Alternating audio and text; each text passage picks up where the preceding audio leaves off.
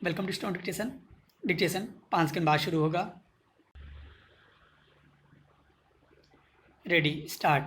पूर्वी लद्दाख में भारत चीन सीमा पर चल रहे गतिरोध को दूर करने के लिए जारी सैन्य और कूटनीति स्तर की वार्ताओं का अब तक कोई सकारात्मक नतीजा नहीं निकला है और ऐसे आसार भी नज़र नहीं आ रहे कि आने वाले दिनों में वार्ता किसी नतीजे पर पहुंचेगी।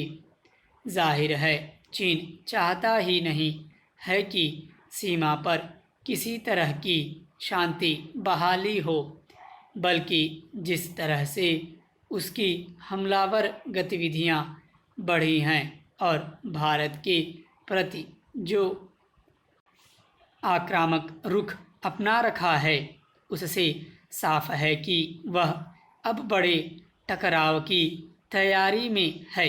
इसलिए वह बार बार भारत को उकसाने वाली गतिविधियों को अंजाम दे रहा है। सीमा पर चीनी सैनिकों का जमावड़ा इसका स्पष्ट प्रमाण है। लेकिन अब भारत ने चीन को लेकर जो सख्त रुख दिखाया है, उससे यह साफ हो गया है कि चीन को उसकी आक्रामक कार्रवाई का मुंहतोड़ जवाब दिया जाएगा। भारत ने चीन को एक बार फिर साफ साफ कह दिया है कि शांति बहाली तभी संभव है जब चीनी सैनिक पूरी तरह से भारतीय क्षेत्र से पीछे हट जाएंगे। भारत ने अपना रुख साफ करते हुए कहा है कि जब तक सीमा 5 मई से पूर्व की स्थिति बहाल नहीं हो जाती, तब तक शांति बहाली की दिशा में बढ़ पाना संभव नहीं है।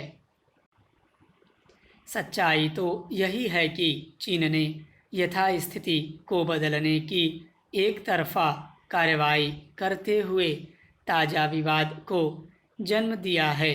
इसलिए जब तक चीनी सैनिक पीछे नहीं हटेंगे, तब तक गतिरोध दूर करने की दिशा में प्रगति की कोई उम्मीद नहीं है। भारत ने कड़े रुख से साफ है कि वह अब चीन की किसी रणनीति के दबाव में नहीं आने वाला। इसमें किसी को कोई संदेह नहीं होना चाहिए कि भारत की स्थिति अब 1962 वाली नहीं है। अब चीन को जवाब देने के लिए भारत के पास हर तरह के विकल्प मौजूद हैं। चीन की तरह भारत भी परमाणु शक्ति संपन्न राष्ट्र है। रक्षा सेवाओं के प्रमुख जनरल बिपिन रावत हाल में संकेत दे भी चुके हैं कि अगर चीन बातचीत से नहीं माना तो उसके खिलाफ सैन्य कार्रवाई का विकल्प भी खुला है। थल सेना अध्यक्ष और वायु सेना अध्यक्ष का ताज़ा दौरा मजबूत सैन्य तैयारियों का संकेत है।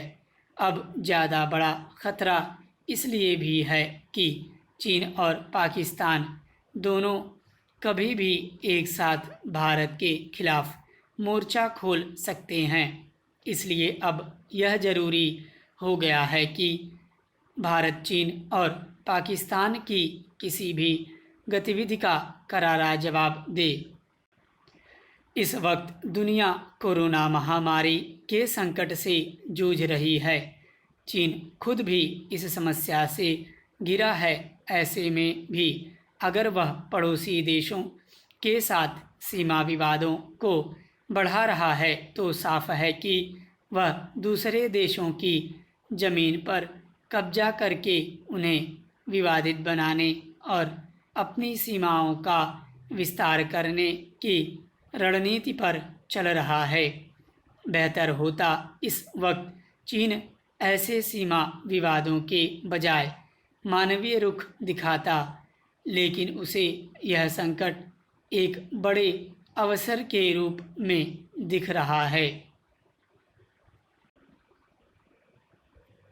भारत ने एक बार फिर चीन को कड़ा और स्पष्ट संदेश दिया है कि अब पहले उसे पीछे हटना होगा, लेकिन चीन इस बात पर अड़ा है कि वह फिंगर 4 क्षेत्र से अब तभी हटेगा जब भारत भी समान दूरी तक पीछे हटे। सवाल है कि अपने ही इलाके में आखिर भारत क्यों पीछे हटेगा?